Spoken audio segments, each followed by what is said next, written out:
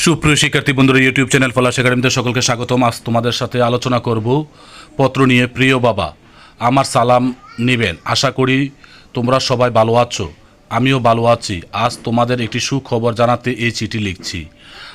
আমাদের বিদ্যালয়ে বার্ষিক পরীক্ষার ফল প্রকাশিত হয়েছে। আল্লাহর অশেষ কৃপায় আমি খুব ভালো ফল করেছি।